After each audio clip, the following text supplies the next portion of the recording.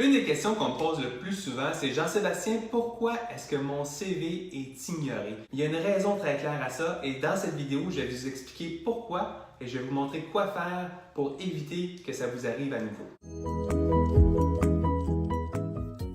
Donc, typiquement, ce que vous devez savoir, c'est qu'un employeur va recevoir de nombreux, on parle de centaines de CV pour chaque poste qui est affiché. C'est beaucoup et ça fait en sorte que peut-être que vous, de votre côté, vous avez passé des heures à refaire votre CV, mais pour l'employeur, ça semble davantage à ceci. Donc, comme vous pouvez voir, ça va très vite. Vous voyez comment chacun de ces CV-là est observé pendant quelques secondes seulement.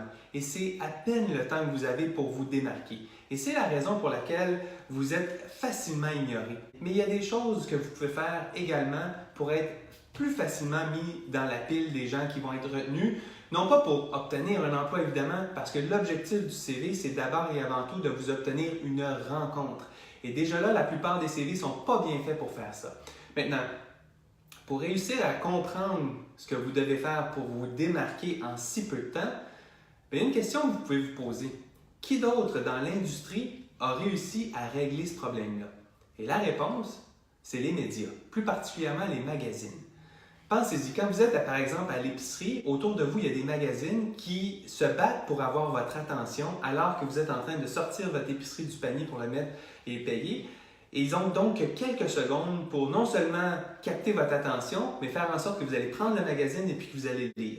Et ça, c'est fait grâce à deux choses. La première, c'est la mise en page avec une image, des bonnes images. Mais la deuxième, c'est le secret ici qu'on peut appliquer au CV, c'est-à-dire un bon titre, mettre un titre. Et là où ça marche très bien dans le CV, c'est que la plupart des gens n'ont pas de titre. Donc, comment écrire un bon titre? Venez devant mon ordinateur, je vais vous montrer quoi faire exactement pour y arriver. J'ai trois formules à vous présenter pour écrire un titre, puncher un titre qui va faire en sorte qu'on vous remarque rapidement, étant donné qu'évidemment, vous n'avez pas beaucoup de temps pour vous démarquer. Et l'endroit, le meilleur endroit pour mettre le titre, à mon avis, c'est sous votre nom, de manière à ce que ce soit un espace remarqué, hein, facilement remarquable par l'employeur. Donc, dans le CV remarquable, à tout le moins, c'est là que nous, on le met. Et puis, la première formule que j'ai à vous présenter, c'est peut-être la plus complexe des trois, mais vous utilisez tout simplement le titre du poste. Ensuite, vous ajoutez un bénéfice, pas pour vous, mais pour l'employeur. Et vous enlevez un problème qui peut être associé à ça. Donc, je vais vous donner un exemple, ça va être plus facile à comprendre.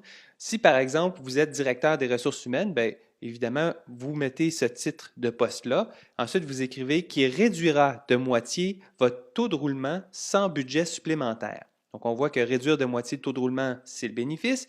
Et sans budget supplémentaire, c'est un problème qu'on peut normalement avoir. L'employeur va se dire, ben oui, n'importe qui peut réduire le taux de roulement, mais là, mon budget, là, il est limité. Je ne peux pas rajouter de l'argent pour augmenter, par exemple, les salaires. Donc, ici, on a un directeur des RH qui semble être conscient de ça. Donc, comme employeur, je ne peux pas m'empêcher de vouloir le contacter. Autre exemple, avec la même formule, enseignant que les élèves adorent, c'est le bénéfice, même si mes cours sont difficiles et que mes attentes sont élevées. Donc, imaginez par rapport à l'ensemble des enseignants, ceux qui ont une phrase comme celle-là, comment ils sont tout de suite dans une catégorie différente. On a envie d'en savoir davantage, à tout le moins de lire peut-être un peu plus le CV, puis peut-être, juste avec ça, de le mettre dans la pile des gens à rappeler. Donc ça, c'était une des premières formules. La deuxième que j'ai à vous présenter, elle est plus simple. Vous utilisez encore une fois le titre du poste et vous ajoutez votre passion. Donc exemple, directeur des procédés, obsédé par la rentabilité.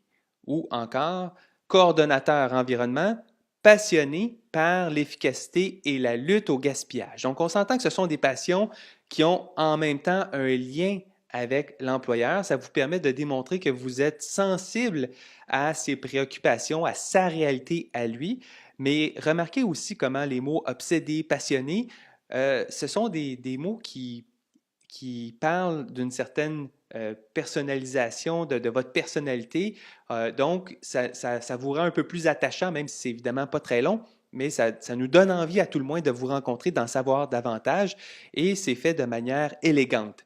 Dernier exemple, ou en fait dernière formule, C'est toujours le titre du poste avec simplement cette fois-ci un bénéfice. Donc, on enlève le problème dont on parlait la première fois, mais ça peut nous permettre d'être peut-être plus créatif ou d'avoir un peu plus d'espace pour parler du bénéfice.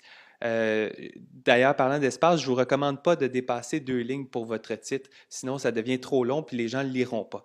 Donc, l'exemple ici, spécialiste des communications qui créera une expérience wow pour vos clients grâce aux médias sociaux. Remarquez ici comment on utilise un vocabulaire, un langage qui est visuel, qui va susciter des émotions, des sentiments. C'est beaucoup plus parlant, évidemment, que si on utilisait un langage comme spécialiste des communications qui est bon au service à la clientèle. Tu sais, ouais, OK, on s'entend, ça fait un peu vantard, etc. Là, qui créera une expérience wow, il y a de la curiosité, on a envie d'en savoir plus, ça a l'air d'une personne le fun en même temps.